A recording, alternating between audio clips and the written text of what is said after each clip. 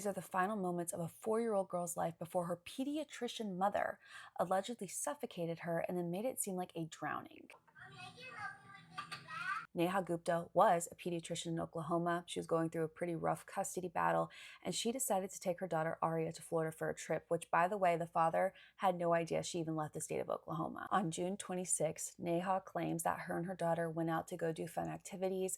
They got back home around 9 when she fed her a really great dinner. She then claims around 12:30 a.m. that her and Aria went to the master bedroom to go to sleep together. She says around 3 a.m. she heard a noise that woke her up, and she saw the sliding glass door to the room was open, so she went to go look for her daughter. She claims that she found Aria face down in the deep end of the pool, and so she spent 10 minutes trying to fish her out. She couldn't get her out, so she called 911. First responders arrived to get Aria, take her to the hospital, and she's quickly pronounced deceased, and it was originally believed that this was just a horrible, tragic accident. So Neha, she flies back home to Oklahoma, and an autopsy is done on Aria. That autopsy showed several things. One being that there was absolutely no food in Aria's stomach, which means that she did not have this great meal at 9 p.m. It also showed that she had no water in her lungs or her stomach, and they found little cuts in her mouth consistent with suffocation. The coroner fully believes that Aria passed away before she ever got into that pool. So the police in Oklahoma go to pick Neha up, where she does not answer the door. They finally get in. She's hiding in her laundry room,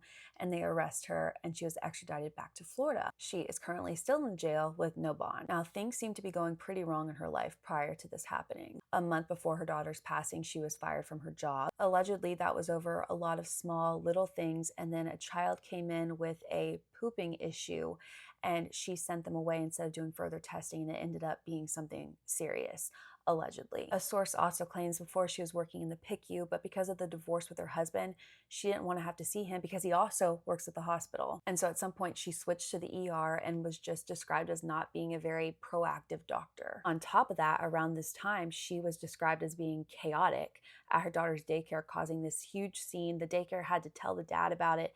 It was not pretty. Her husband also had asked for a psychological evaluation against her because of the custody situation. And the father is the one with primary custody. And again, he had no idea that they even went to Florida. Her lawyer says that they have jumped the gun, that they have arrested a grieving mother over a tragic accident, and that he is looking forward to her being exonerated. And she is innocent until proven guilty, but things are not looking good. I'll never understand how it can go from this and her sweet little daughter's voice asking to help her mom carry the bags to her not being here anymore. I will keep you guys updated on this case. Right now, she's being charged with second degree. I mean, she's a pediatrician that worked with children.